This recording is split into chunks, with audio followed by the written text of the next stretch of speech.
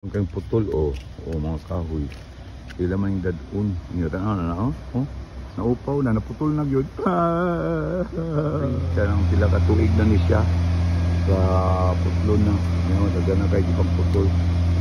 Siya ko kayo ni siya, pero nakahatan mo siya problema sa wire. Kaya beginning wire din sa tree. Kaya ipang lusot ng budaning mga branches sa tree. Sobrang delikado. Patanong naman sa mga ito bahay bro. Di man sila mo kuhan ko. Wala bang tulungan din na kung sa balay. Kung nagkuhan naman ang bayad ano 2,800 I guess. Iniputlo ni siya 3,000 lang pa-coat ba ni alaw. Kapag ang sakila iparga dahil sige na babay na. Basta inana ako magpaputol kahoy dito sa Canada. Bayad ka. So ang bayad almost $4,000. So ngayon mo siyang 120,000 pesos. So kuan siguro 160,000 pesos. So mahal kayo pagkaputol sa kahoy dito sa Canada. Pero sa Pilipinas sa 15 putol na lang magbuwata. Walay lisensya ato muna. Abot nakakaroon saka na siya. Naidamtak na ko kayo. Sudah mo akot aning mga dagang kayo mga kapag sa likod dagang kayo mga branches iputol na. Grabe ka nakadako. Inani siya kadako. Ganina wala na ako nabidyohan na nakadako. Kaya mga kuryente mga bro kable gilusot diha niya masunog niya mga balay.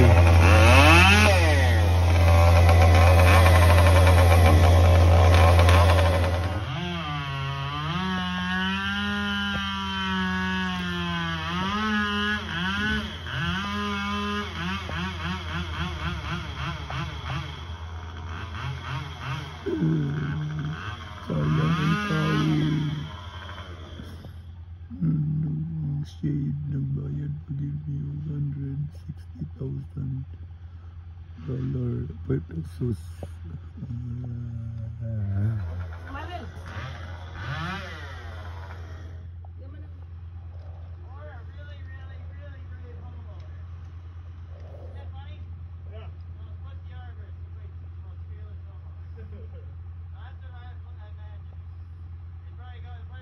Dito sa among kwarto kaya safe kay kanang mga putol bitaw, putol bili pang labay kasi maigo ko.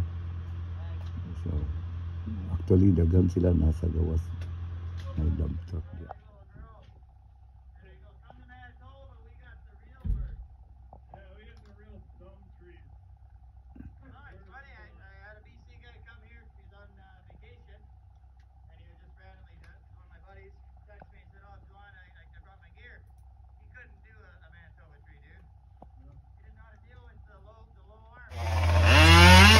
Kada ko kayo mga kahoy kanak puno na siya sa branches itang kuha na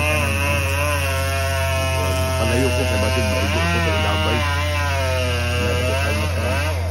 kuha na siyang bayad kay 3,800. So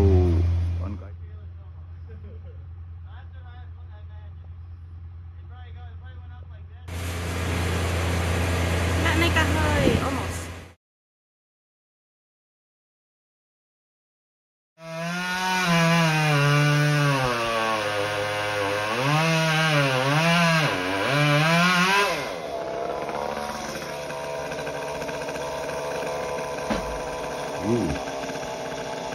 Wow.